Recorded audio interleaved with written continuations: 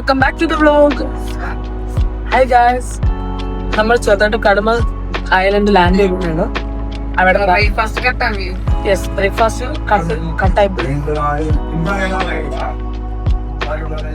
നമ്മുടെ ബോസ് വന്നിട്ടുണ്ട് ഗായ്സ്. അപ്പം എന്തായാലും ഞാൻ വഴിയും കാര്യങ്ങളൊക്കെ പറയാം, എന്തിനു വന്നു, എപ്പോ വന്നു എല്ലാം. ഓക്കെ, നമ്മളത് ഫുഡ് കഴിക്കട്ടെ. രാവിലെ കഴിയുമ്പോൾ ഫുഡ് കഴിച്ചിട്ടില്ല. സോ ഇതാണ് നമ്മുടെ ഒരു ഇൻട്രോ. അപ്പൊ യാത്രാ വിശേഷങ്ങളും എന്തിനാ പർപ്പസും കാര്യങ്ങളൊക്കെ ഞാൻ അടുത്ത് വിടേണ്ടത്. ഞാൻ അത് ഫുഡ് വെച്ചിട്ടുണ്ട്. Bye bye. Okay bye guys. നമ്മൾ കടമത്തെ ദ്വീപിലാണ്.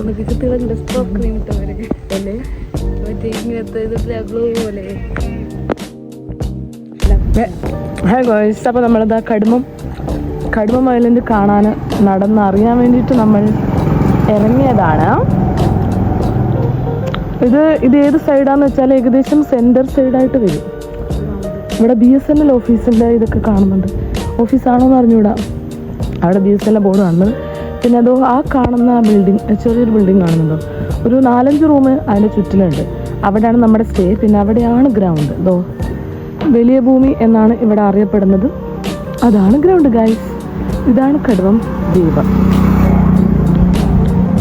അപ്പം നമ്മളിവിടെ എന്തായാലും തിരിഞ്ഞ് നടക്കട്ടെ ഗൈസ്. നമ്മൾ ഈ ഗ്രൗണ്ടിൻ്റെ ഉള്ളിൽ കൂടി പുറത്ത് വശത്ത് പോയി കഴിഞ്ഞാൽ കാണുന്ന ഒരു കാഴ്ചയാണ് മക്കളെ ഈ ഒരു കാഴ്ച.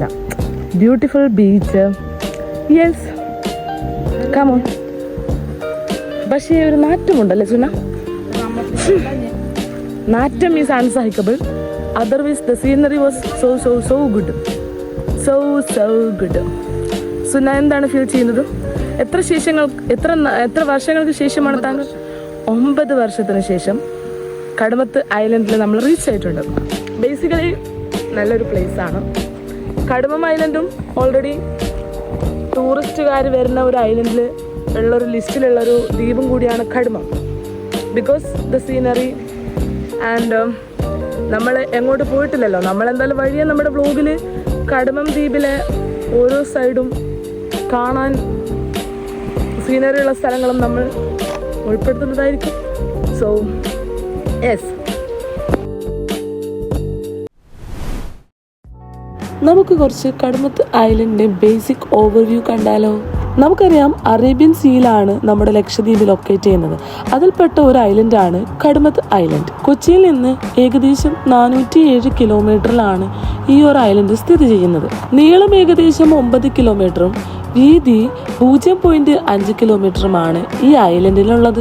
ഏകദേശം 5000-ലധികം ആളുകൾ ഇവിടെ സഹവസിക്കുന്നു. പ്രകൃതി സവിശേഷതകൾ മറ്റു ദ്വീപുകളെ പോലെ തന്നെ വെളുത്ത മണൽ തീരങ്ങൾ, നീല നിറമുള്ള ലഗൂൺ, കോറൽ റീഫുകളും സമൃദ്ധമായ സമുദ്ര ജീവജാലങ്ങളും ഇവയുടെ പ്രത്യേകതകളാണ്. പാക്കേജ് ഇല്ലാണ്ടും പാക്കേജ് ആയിട്ടും നമുക്കിവിടെ സന്ദർശിക്കാം. എങ്കിൽ കൂടിയും കുറച്ചും കൂടി എളുപ്പമുള്ളത് പാക്കേജ് ആണ്. പ്രധാനപ്പെട്ട യാത്രാമാർഗമായ ഫ്ലൈറ്റ് വഴിയാണ് നിങ്ങൾ വരുന്നതെങ്കിൽ അകത്തെ എയർപോർട്ടിൽ ലാൻഡ് ചെയ്തതിന് ശേഷം സ്പീഡ് വെസലോ കപ്പലോ ലഭിക്കുന്നതായിരിക്കും.